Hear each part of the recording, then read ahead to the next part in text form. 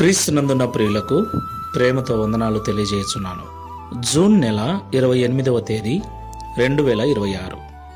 ఈరోజు దేవుడు మనకు చేస్తున్న వాగ్దానం ఏమిటనగా, యెషయా గ్రంథము 40వ అధ్యాయము 28, 29 వచనాలు. నీకు తెలియలేదా? నీవు వినలేదా? భూదిగంతములను సృజించిన యెహోవా నిత్యుడగు దేవుడు. ఆయన సొమ్మసిల్లడు, అలయడు.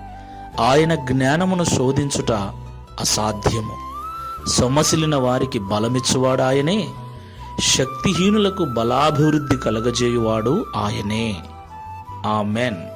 నా ప్రియమైన సహోదరి సహోదరులారా, మనం ఆరాధించే దేవుడు అత్యున్నతమైన సింహాసనమందు ఆసీనుడై ఉన్నవాడు.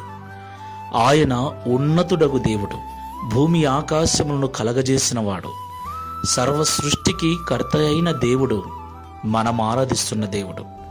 ఆయన బలమును, ఆయన ప్రభావమును, ఆయన పరాక్రమమును మనము పరిశుద్ధ బైబిల్ గ్రంథము చదవటము ద్వారా అర్థం చేసుకోగలం.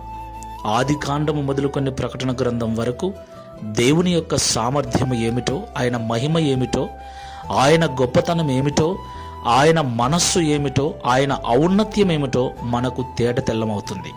అయితే ప్రతిరోజు దేవుని వాక్యం వింటున్నప్పటికీ, చదువుతూ ఉన్నప్పటికీ మనలో చాలామంది సమస్యలు, శ్రమలు, ఇబ్బందులు వచ్చినప్పుడు దేవుణ్ణి మరిచిపోయి బాధపడుతూ కృంగిపోతూ ఉంటారు.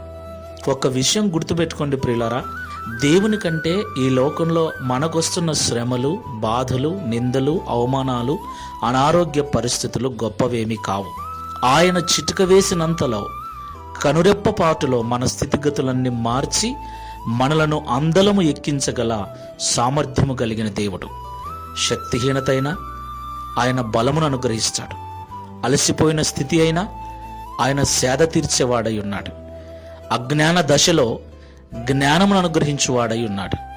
మనకేం కావాలో వాటన్నిటిని అనుగ్రహించటానికి ఆయన సామర్థ్యము కలిగిన దేవుడై ఉన్నాడు. కాబట్టి ఎప్పుడు కూడా లోక శ్రమలను బట్టి కృంగిపోకండి. లోకములో ఉన్న శ్రమల కంటే మనలో ఉన్న దేవుడే గొప్పవాడని గ్రహించి విశ్వాసముతో ప్రార్థనాపూర్వకంగా ముందుకు వెళ్దాం. ప్రార్థన చేసుకుందాం. సర్వశక్తిమంతుడా, సర్వాధికారి, సర్వ సృష్టికర్తమైన తండ్రి, మీకు స్తోత్రాలు చెల్లిస్తున్నాం.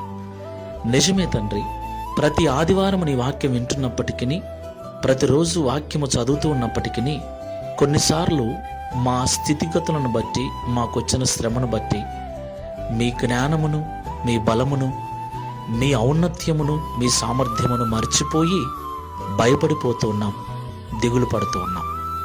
మీ సామర్థ్యము ఏమిటో, మీరు ఎంతటి గొప్పవారో, ఎలాంటి శూర కార్యములు మా జీవితంలో చేయగల సమర్థులో మరొక్కసారి ఉదయకాల సమయంలో తెలియపరిచినందుకు స్తోత్రాలు చెల్లిస్తున్నాం. ఈ ప్రార్థనలో ఏకీభవిస్తున్న మమ్మల్ని అందరినీ జ్ఞాపకం చేసుకోండి. ఆయా సమయాలలో కృంగిపోతూ, సొమ్మసిల్లిపోతూ, దిగులు చెందుతూ, అనారోగ్యపు పాలవుతున్నటువంటి ప్రియబిడ్డలను జ్ఞాపకం చేసుకొని, వారందరూ నిన్ను బట్టి నీ వైపు చూస్తూ, నీ ఔన్నత్యమును జ్ఞాపకం చేసుకొని, నీ బల పరాక్రమములను గుర్తు చేసుకొని, నీ వాక్యము ద్వారా నీ శక్తి సామర్థ్యములేమిటో మరొక్కసారి మనన చేసుకొని, భయపడక ధైర్యముతో విశ్వాసపు యాత్రలో ముందుకు వెళ్ళటకు సహాయం చేయమని, తద్వారా భక్తుని వలె మేము కూడా సాక్ష్యం ఇచ్చినట్లుగా సహాయం చేయమని యేసుక్రీస్తు వారి నామములో ప్రార్థించి వేడుకుంటున్నాము తండ్రి. Amen. Praise the lord. God bless you all.